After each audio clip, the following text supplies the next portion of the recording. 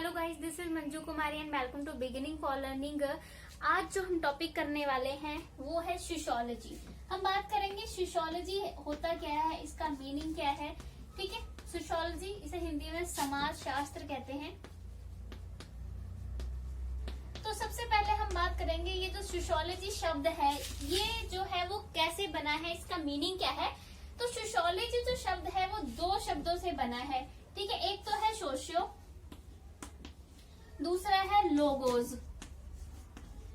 तो जो सोशियो शब्द है ये लातिनी शब्द भाषा से निकला है, यानी लैटिन जिसे कहते हैं। ठीक है, और जो लोगोज है वो यूनानी लैंग्वेज से आया है शब्द। अब हम इनकी मीनिंग की बात कर लेते हैं। ये लैंग्वेज ये लैटिन से आया है और ये यूनानी लैंग्वेज से आया है लोगोज। सोशियो का मतलब होता है, इससे पता ही चल रहा है, सोशियो यानी सोसाइटी यानी समाज। ठीक है, इसका मतलब है समाज। और लोगोस का मतलब अगर मैं बात करूं उसके दो मीनिंग ले सकते हैं। एक तो हम इसका स्टडी मीनिंग भी ले सकते हैं यानी अध्ययन करना, या फिर हम इसका विज्ञान मीनिंग भी ले सकते हैं यहाँ पर। ठीक है, विज्ञान। तो इस प्रकार से जो सोशियोलॉजी शब्द है वो दो शब्दों से बना है, सोशियो यानी समाज, लोगोस यानी स्टडी या फिर विज्ञान। तो अगर मैं सोशियोलॉजी का एक इकट्ठा मीनिंग बनाऊं यानी समाज और अध्ययन, तो इसका मतलब क्या हुआ, समाज का अध्ययन। यानी सोशियोलॉजी का मतलब क्या होता है, स्टडी ऑफ सोसाइटी यानी समाज का अध्ययन करना। ठीक है, तो इस प्रकार से सोशियोलॉजी का जो मीनिंग होता है वो होता है समाज का वैज्ञानिक अध्ययन करना, यानी समाज में जो व्यक्तियों के बीच में रिलेशंस पाए जाते हैं, संबंध पाए जाते हैं, उनकी स्टडी करना ही सोशियोलॉजी जो है वो कहलाता है। तो सोशियोलॉजी में सिर्फ यही नहीं होता है कि मतलब लोगों के बीच में जो रिलेशंस पाए जाते हैं, जो संबंध पाए जाते हैं, उन्हीं का अध्ययन किया जाता है। सोशियोलॉजी में समाज का अध्ययन किया जाता है, यानी समाज का मतलब क्या है, समाज में हर एक चीज जो होती है उसकी स्टडी जो है वो की जाती है सोशियोलॉजी में। जैसे संबंधों का अध्ययन किया जाता है लोगों के बीच, मतलब लोग किस तरह से संबंध बना के रहते हैं, जैसे फैमिलीज में रह रहे हैं, ऐसे एकल परिवार होते हैं, संयुक्त परिवार होते हैं, और किस तरह के रिलेशंस हैं, जैसे हस्बैंड वाइफ होते हैं, भाई बहन वगैरह जितने भी रिलेशंस होते हैं। तो इस तरह से संबंधों का अध्ययन किया जाता है कि किस तरह से मनुष्य संबंध बनाकर जो है वो इस सोसाइटी में रहता है। फिर किस तरह के वो रीति रिवाजों का जो है वो पालन करता है, वो भी इसमें जो है वो स्टडी किया जाता है। ठीक है, उनकी जो क्या क्या रीति रिवाज हैं, रहन सहन, खान पीन, उनका कौन से संगठन में वो रह रहे हैं, ठीक है, उनकी मान्यताएं क्या हैं, ये सब जो है वो इसमें स्टडी किया जाता है। ठीक है, जैसे अगर आप अभी जैसे हम अपने नॉर्मल अपने ही आसपास की सोसाइटी को देख के कह सकते हैं कि जैसे हम लोग किस तरह से समाज में मनुष्य रह रहा है, उसका व्यवहार कैसा है, उसके संबंध जो है वो किस तरह से हैं, हमारे रीति रिवाज क्या है, खाने पीने का तरीका क्या है, भाषा क्या है, किस तरह की हम जो है वो व्यवहार करते हैं, किस तरह की हमारी आदत है। ठीक है, वो सब जो है वो सोशियोलॉजी में स्टडी किया जाता है। कहते हैं समाज, समाज किससे बना है, ये संबंधों का एक जाल हम कहते हैं ना भाई, यहाँ संबंध, क्योंकि सारे लोग संबंध बनाते ही रह रहे हैं ना सोसाइटी में। तो वही वाली बात है कि समाज का अध्ययन करती है सोशियोलॉजी। समाज लोगों से बना है, और लोगों का मतलब है कि सिर्फ लोगों की स्टडी करना, मतलब जिसमें लोगों का हर चीज लोगों से जुड़ी हुई है, चाहे उनके रीति रिवाज, खान पीन, सब कुछ। तो हर एक चीज का जो है वो इसमें अध्ययन किया जाता है। लेकिन सोशियोलॉजी की एक बात और होती है कि ये जैसी चीजें होती हैं ये बिल्कुल वैसी चीजें आपके सामने ला के रखती है, यानी ये वास्तविकता को जो है वो आपके सामने ला के रखती है।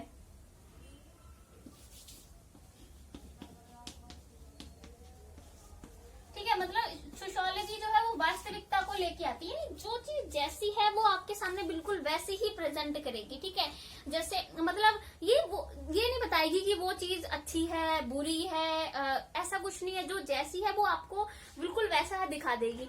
जैसे अगर मैं बात करूं, अगर मान लीजिए दहेज प्रथा की बात है, तो सोशियोलॉजी जो है वो दहेज प्रथा की स्टडी करेगी, बताएगी दहेज प्रथा क्या होती है, कैसे शुरू हुई, क्या मतलब कि साइड इफेक्ट्स हैं उसके, है ना, मतलब किस तरह से इसमें जो है वो दहेज लेन देन सब कुछ बताएगी। बट वो ये नहीं एक डिसीजन लेती है कि दहेज प्रथा सही है या गलत है, मतलब वो आपको किसी नतीजे पर नहीं पहुंचाती है। वो सोशियोलॉजी वास्तविकता जो है उसको बिल्कुल वैसे ही आपके सामने जो है वो प्रेजेंट करती है। ठीक है, तो ये तो हो गई हमारे पास सोशियोलॉजी का एक मीनिंग हो गया। ठीक है, और सोशियोलॉजी में आपको इस चीज का ही मेन याद रखना है कि ये समाज का अध्ययन करती है। समाज में सारी चीजें आती हैं सोशियोलॉजी में, लोगों के बीच में संबंध हो, उनके रीति रिवाज, रहन सहन, खान पीन, एवरीथिंग जो सोसाइटी में होती है वो सबका जो है उसमें स्टडी की जाती है सोशियोलॉजी में। ठीक है, और ये अभी एक इंडिपेंडेंट सब्जेक्ट है, जैसे आप देख सकते हो स्कूल कॉलेजेस वगैरह में पढ़ाया जाता है। ये इंडिपेंडेंट एक अलग सब्जेक्ट बना के पढ़ाया जाता है। ये सोसाइटी के स्टडी के लिए ही रखा गया है, उसे बोलते हैं ना study of the society, sociology जो है। तो अब हम लोग बात कर लेते हैं कुछ विद्वानों के अनुसार इसकी डेफिनेशंस क्या हैं। कुछ इंपोर्टेंट डेफिनेशंस के बारे में बात कर लेते हैं जहां से इसको समझने में। तो ये पहली डेफिनेशन है मैकाइवर और पेज के अनुसार। वो कहते हैं समाजशास्त्र सामाजिक संबंधों के बारे में है और संबंधों के जाल को हम समाज कहते हैं। जैसे कि मैंने अभी बोला कि जो सोशियोलॉजी है वो सामाजिक संबंधों के बारे में, यानी उसके जो लोग हैं उनके बीच में रिलेशंस पाए जाते हैं उनकी स्टडी करती है, और संबंधों के जाल को ही जो है वो एक समाज कहा जाता है। ये मैकाइवर और पेज की डेफिनेशन है। और हमको एक दूसरी डेफिनेशन के बारे में बात कर लेते हैं।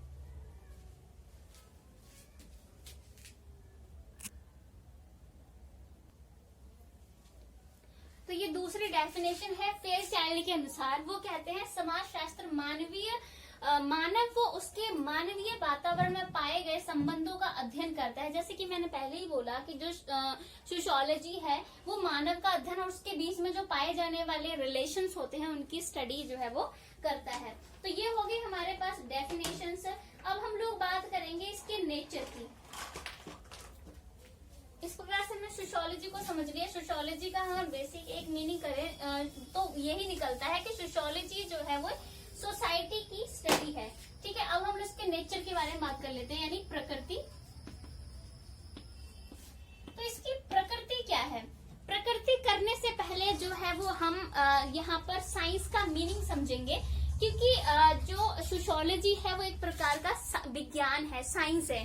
तो इसलिए हम पहले साइंस के मीनिंग को समझेंगे। ठीक है, क्योंकि साइंस का जो मीनिंग है यानी विज्ञान का जो अर्थ है उसके बारे में लोगों के थोड़े अलग गलत जो है पर्सपेक्टिव बन जाते हैं। तो हम पहले यहाँ साइंस का जो सही अर्थ है उसको समझेंगे।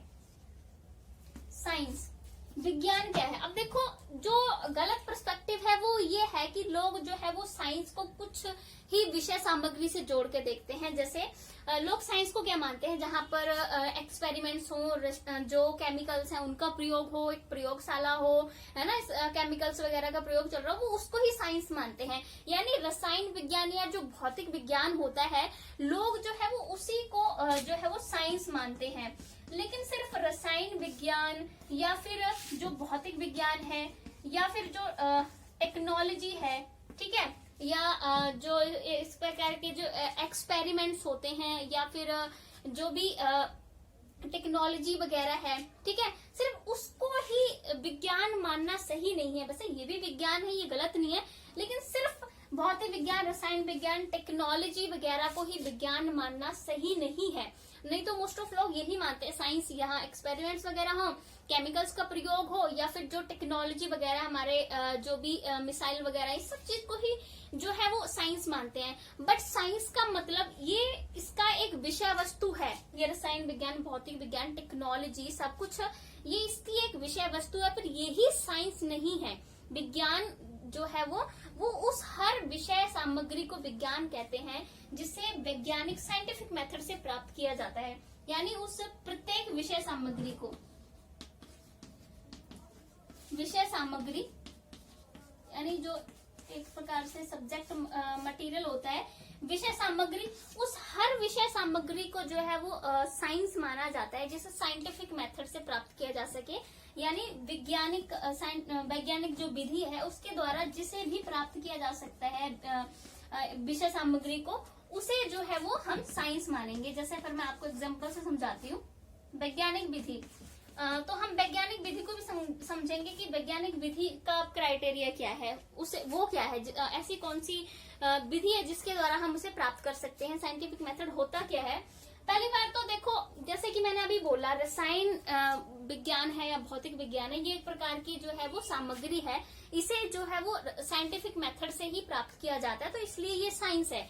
वैसे ही जो सोशियोलॉजी है वो भी एक साइंस है, क्योंकि इसको भी जो है वो साइंटिफिक मेथड से प्राप्त किया जाता है।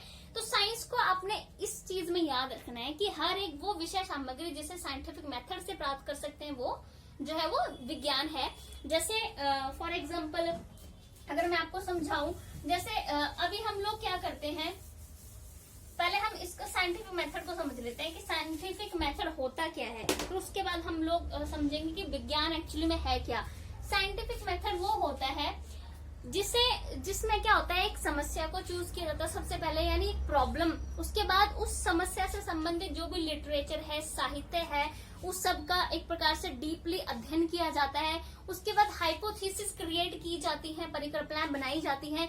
हाइपोथेसिस क्रिएट करने के बाद डिसीजन मेकिंग होती है। सारा जो उस प्रॉब्लम से संबंधित जो डाटा है वो इकट्ठा किया जाता है, उसका निरीक्षण किया जाता है, पुनः विश्लेषण किया जाता है उसका, उसके बाद रिजल्ट निकाला जाता है। सब कुछ करने के बाद तो इस तरीके से कोई भी विषय सामग्री अगर प्राप्त की जाती है तब उसे जो है हम विज्ञान मानेंगे। ठीक है, जैसे फॉर एग्जांपल मैं मान लीजिए सोसाइटी की एक प्रॉब्लम ले लूं, है ना, जैसे मान लो मैंने दहेज प्रथा के बारे में ले ली, तो ये होगी सबसे पहले मेरी प्रॉब्लम, मैंने प्रॉब्लम चूज कर ली। उसके बाद मैं इससे संबंधित जो है क्या करूंगी, प्रॉब्लम चूज करने के बाद मैंने ऐसे सारा डाटा वगैरह इकट्ठा करना है। ठीक है, उस डाटा कैसे इकट्ठा करूंगी, उससे पहले भी मैंने दहेज प्रथा अपनी समस्या ली, इससे संबंधित जितने भी लिटरेचर है पहले भी लोग इस पे जो है वो रिसर्च कर चुके होंगे ना, तो उस सबको पहले मैं पढ़ूंगी। उसके बाद मैं अपने हाइपोथेसिस बनाऊंगी इसके बारे में कि हाँ ये समस्या ये है और ये इसमें सब कुछ होता है। उसके बाद इस दहेज प्रथा से संबंधित सारे आंकड़े इकट्ठे करूंगी, उनको अच्छे से जांच करूंगी, उसके बाद मैं रिजल्ट कोई नतीजे निकालूंगी। तो इस तरीके से जो भी जानकारी प्राप्त की जाएगी वो साइंस होगी। ठीक है, इसको याद रखना है आपने। ये होता है साइंटिफिक मेथड किसी भी विषय सामग्री को प्राप्त करने का, और इस तरीके से जो भी विषय सामग्री प्राप्त की जाती है वो साइंस होगी। तो इस प्रकार से विज्ञान क्या है, वो विज्ञान जो है मतलब जो क्या का अध्ययन करता है, यानी क्या का जो स्टडी करता है। विज्ञान एक ऐसा ज्ञान है जो क्या का अध्ययन करता है। ठीक है, विज्ञान एक ज्ञान है जो क्या यानी क्या हो सकता है, मतलब क्या है, तो उसकी जो स्टडी करेगा वो साइंस होगा। ठीक है, और साइंस क्या है, इसमें प्रिडिक्शन होती है।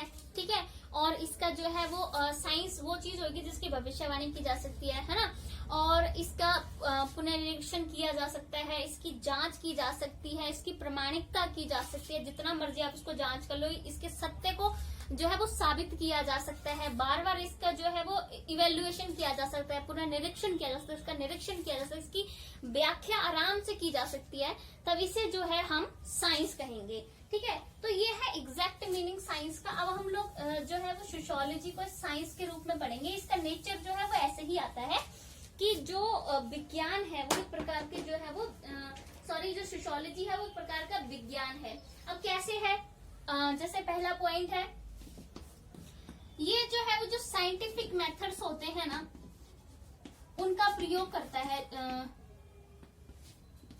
जो सोशियोलॉजी होती है वो स्टडी करने के लिए जो है वो साइंटिफिक मेथड्स का यूज करती है, इसलिए भी एक साइंस है। जैसे कि जो भी समाजशास्त्री होते हैं वो समाज से संबंधित तथ्यों को इकट्ठा करने के लिए, कोई भी तथ्य हो, किसी भी समस्या से संबंधित हो सकता है, वो दहेज प्रथा हो या फिर वो नशे की लत से संबंधित कोई भी समस्या हो सकती है। मतलब जो समाजशास्त्री होते हैं समाज की किसी भी एक समस्या को उठाते हैं उसके बारे में स्टडी करने के लिए, तो वो इस किसी भी इस समस्या की स्टडी करने के लिए समाजशास्त्री अलग अलग मेथड्स का यूज तो करेंगे ना, तो वो साइंटिफिक मेथड्स का यूज करते हैं। जैसे हिस्टोरिकल मेथड हो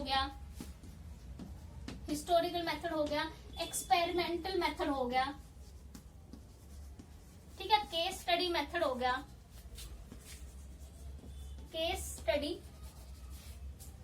मेथड, इस तरह से और भी बहुत सारे जो है वो मेथड्स होते हैं। ये साइंटिफिक मेथड्स होते हैं। इन सारे जो मेथड्स हैं इनका जो आधार है वो विज्ञान होता है, और समाजशास्त्री जो है वो समाज की किसी भी तथ्य को, किसी भी समस्या को स्टडी करने के लिए इन मेथड्स का जो है वो प्रयोग करते हैं। और ये सारे जो है वो साइंटिफिक मेथड्स हैं। तो इस प्रकार से अगर समाज शास्त्री जो है वो समाज की समस्याओं का अध्ययन करने के लिए साइंटिफिक मेथड्स का यूज कर रहे हैं, तो जो समाज शास्त्र है वो साइंस ही हुआ ना एक प्रकार का, फिर तो विज्ञान ही हुआ। जब समाज शास्त्री वैज्ञानिक विधियों का प्रयोग करके ही इसको स्टडी कर रहे हैं, और मैंने पहले ही बोला वो हर एक विषय सामग्री साइंस कहलाएगी जिसको साइंटिफिक मेथड से प्राप्त किया जाए। और देखो समाज शास्त्री साइंटिफिक मेथड्स का ही यूज करके जो है विषय सामग्री का स्टडी कर रहे हैं। तो विषय सामग्री कौन सी ले रहे हैं, वो सोसाइटी की विषय सामग्री ले रहे हैं। तो इस प्रकार से जो है जो सोशियोलॉजी है वो भी जो है एक प्रकार का साइंस है, विज्ञान है, क्योंकि सोशियोलॉजी में भी जो है वो साइंटिफिक मेथड्स का यूज करके ही स्टडी की जा रही है। सोसाइटी के कोई भी प्रॉब्लम है, कोई तथ्य है, कुछ भी है, उनकी स्टडी अगर साइंटिफिक मेथड से की जा रही है तो सोशियोलॉजी एक प्रकार का विज्ञान है। ठीक है, तो ये हो गया इसके नेचर में कि हम कह सकते हैं पहला पॉइंट कि ये जो है विज्ञान है। ठीक है, सोशियोलॉजी विज्ञान है। और कैसे हमने इसका जस्टिफाई किया कि ये विज्ञान है, क्योंकि साइंटिफिक मेथड्स का प्रयोग जो है वो करता है, इसलिए ये विज्ञान है।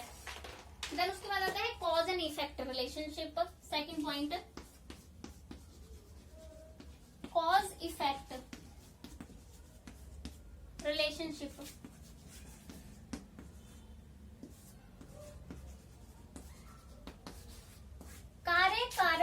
कार्य कारण संबंध कहते हैं इसे। ठीक है, कार्य कारण संबंध। जैसे कि मैं अगर आपको बता दूं, जो साइंस होता है, साइंस में जो है वो किसी भी चीज को, कोई चीज कैसे हो रही है, क्यों हो रही है, उसका जो है पूरा एक कारण जो है वो बताया ही जाता है, एक लॉजिक दिया जाता है पीछे कि ये चीज जो है वो ऐसे हो रही है। क्योंकि साइंस जो है सुनी सुनाई बातों पे यकीन नहीं करता है। आपने कह दिया कि मैजिक होता है, तो साइंस जो है वो ऐसे ही आपकी बात पे यकीन नहीं कर लेगा मैजिक होता है। वो पूरा जो है इसकी जांच पड़ताल करेगा, रियलिटी पता करने की कोशिश करेगा, तर्क जो है वो उसके पीछे होना चाहिए कोई ना कोई, तब जाके यकीन करेगा। तो जो है वो एक प्रकार से जो भी कोई चीज घटित हो रही है तो साइंस जो उसका कारण भी बताता है कि ये चीज क्यों हो रही है। जैसे अगर आप देखते हो डिस्कवरी चैनल पे देखते हो ना साइंस ऑफ स्टूपिड में वो मनीष है, हर चीज को बताते हैं वो, है ना, कि कोई भी जो लोग ये कर रहे हैं ना, कोई स्टंट करते हैं, वो साइंटिफिक मेथड से कोई भी साइंटिफिक स्टंट करते हैं, तो वो बताते हैं कि ये क्यों हुआ। यानी साइंस जो है वो क्यों का जवाब देती है, उसके पीछे एक तर्क होता ही है कि वो चीज क्यों हो रही है, मतलब उसके जो है वो कारण बताए जाते हैं। साइंस तभी यकीन करती है, तथ्य पीछे रखती है। तो वैसे ही जैसे साइंस जो है वो कॉज एंड इफेक्ट बताती है कि ये वाला चीज जो है वो क्यों हुई। जैसे मान लीजिए अगर मतलब आग क्यों जलती है, तो साइंस बताए कि क्यों जलती है, क्योंकि एनवायरनमेंट में ऑक्सीजन होती है इसलिए आग जल जाती है। यानी साइंस ने उत्तर दिया उस चीज का, कॉज एंड इफेक्ट बताया कि आग क्यों जल रही है। तो वैसे ही यही कॉज एंड इफेक्ट जो है वो सोशियोलॉजी में भी पाया जाता है।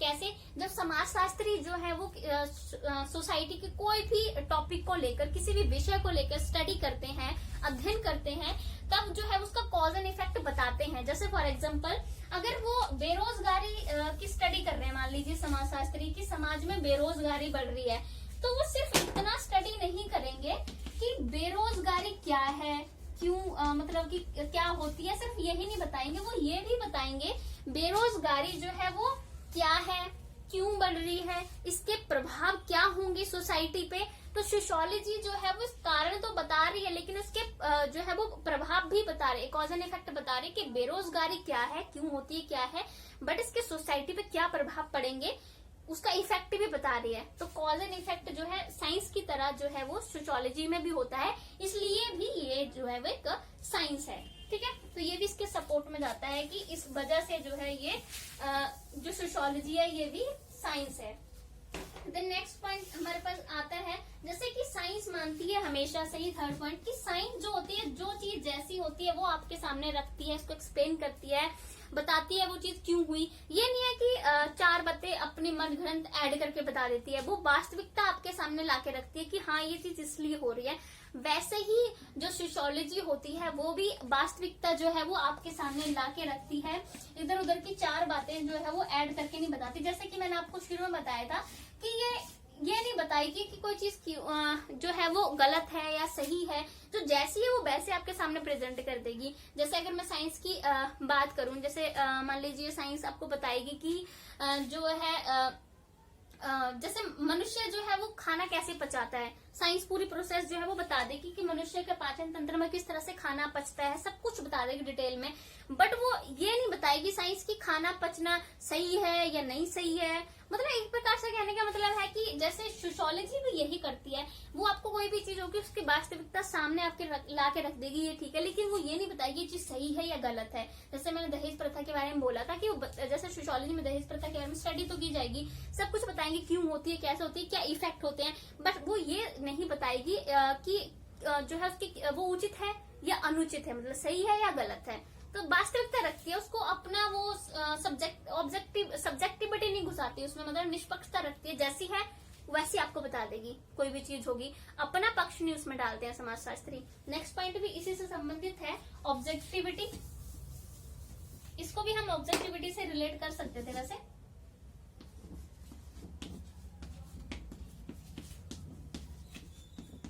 ऑब्जेक्टिविटी, इसे हम निष्पक्षता भी कह सकते हैं, हिंदी में निष्पक्षता।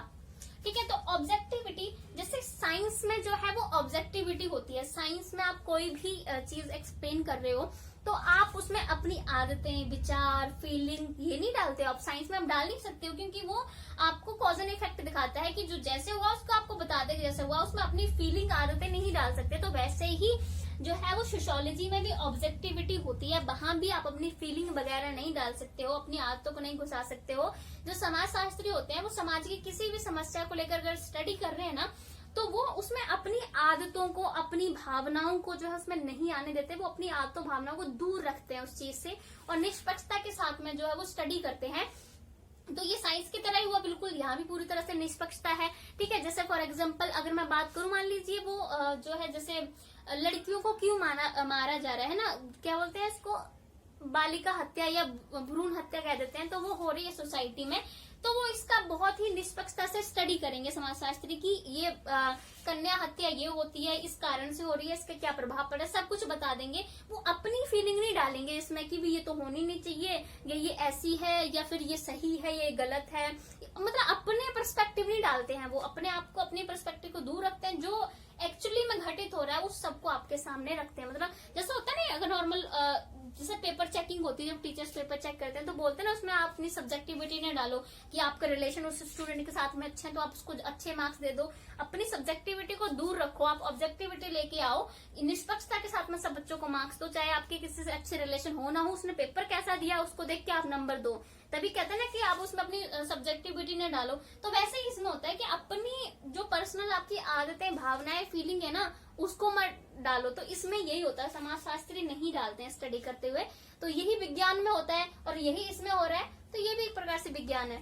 ठीक है, तो नेक्स्ट पॉइंट आता है हमारे पास में कि ये प्रेडिक्शन करता है। सोशियोलॉजी में प्रेडिक्शन होती है, जैसे कि साइंस में भी प्रेडिक्शन होती है, वैसे ही सोशियोलॉजी में भी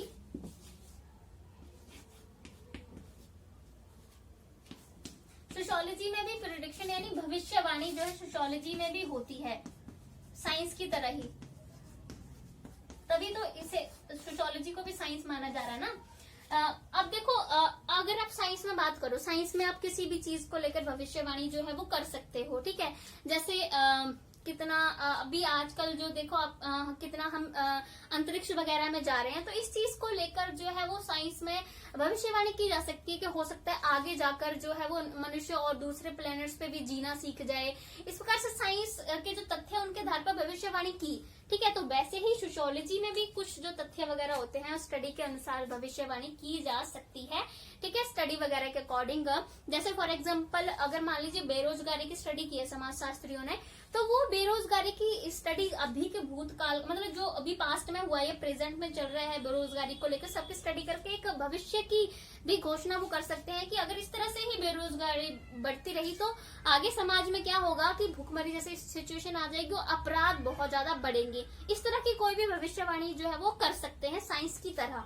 ठीक है, तो यहाँ भी प्रेडिक्शन चलता है सोसाइटी की किसी भी चीज को लेकर। जैसे और एग्जाम्पल समझाऊं, मान लीजिए कि अगर सोसाइटी में लड़कियों का जो अनुपात है वो कम हो रहा है, तो इस चीज को, ये जो तथ्य है इसके आधार पर समाजशास्त्री आगे की भविष्यवाणी भी कर सकते हैं। वो कह देंगे अगर इस तरह से अनुपात घटता रहा तो हो सकता है कि मतलब लड़कियों का जो औरतों का अनुपात है सोसाइटी से बिल्कुल कम हो जाए, और फिर तो जो है वो इस तरह से हो जाएगा कि मतलब जब अनुपात कम हो जाएगा तो पता ही है कि कितना कुछ जो है वो गड़बड़ हो जाएगा, शादी की लड़कियां भी नहीं मिलेंगी। मतलब भविष्यवाणी कर सकते हैं वो अभी के तथ्यों के आधार पर, तो प्रेडिक्शन भी इसमें होता है साइंस की तरह। तो इसलिए ये भी एक साइंस है सोशियोलॉजी, ठीक है, क्योंकि साइंस की तरह ही इसमें जो है वो चीजें जो है वो घटित हो रही हैं, ठीक है। उसके बाद हम लोग 6 पॉइंट करेंगे, परीक्षा या पुनर्निरीक्षण। पुनर्निरीक्षण भी कह सकते हैं इसे, या परीक्षा कह देंगे।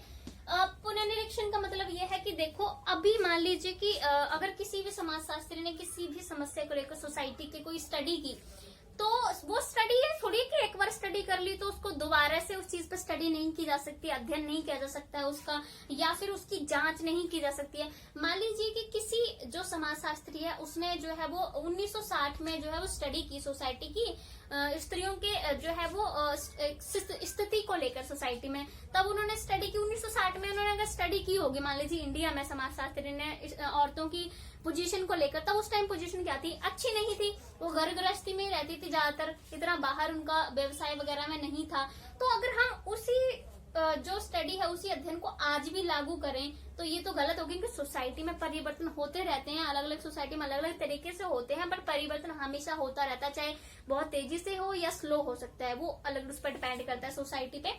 तो यही वाली बात है, अगर एक समाजशास्त्री ने पहले अध्ययन कर लिया है तो उसको उस पर दोबारा से अध्ययन किया जाता है, उसकी दोबारा से जांच भी की जा सकती है कि जो उन्होंने स्टडी की वो सही थी कि नहीं, और दोबारा से भी सोसाइटी में चेंज आती है तो उसमें दोबारा से जो है स्टडी की जा सकती है। यानी किसी भी समाजशास्त्री ने किसी चीज को लेकर अगर स्टडी की है तो आप उसकी जांच कर सकते हो, उसकी सत्यता को आप जांच सकते हो कि वो सही हुआ किया उन्होंने कि नहीं किया, कितनी बार भी जांच सकते हो।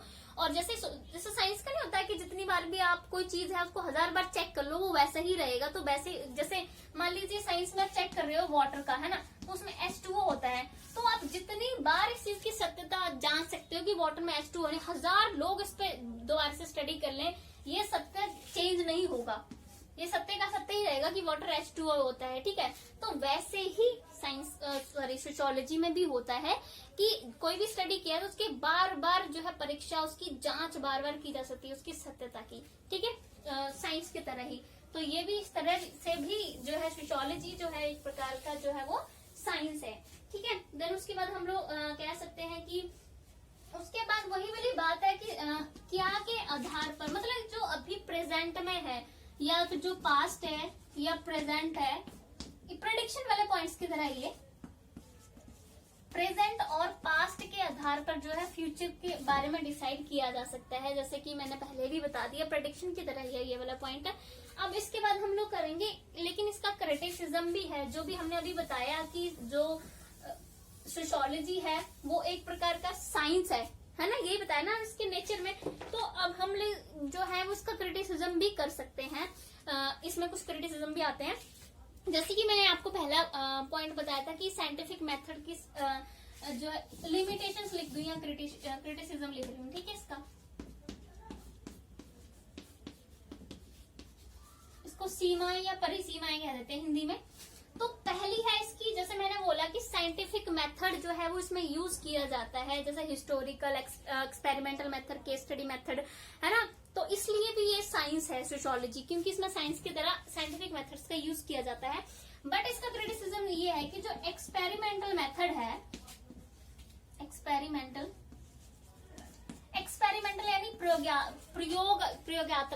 प्रयोगात्मक मेथड कहते हैं आई थिंक इसको। तो एक्सपेरिमेंटल मेथड है, उसको जो है वो हमेशा यूज नहीं किया जा सकता सोशियोलॉजी में।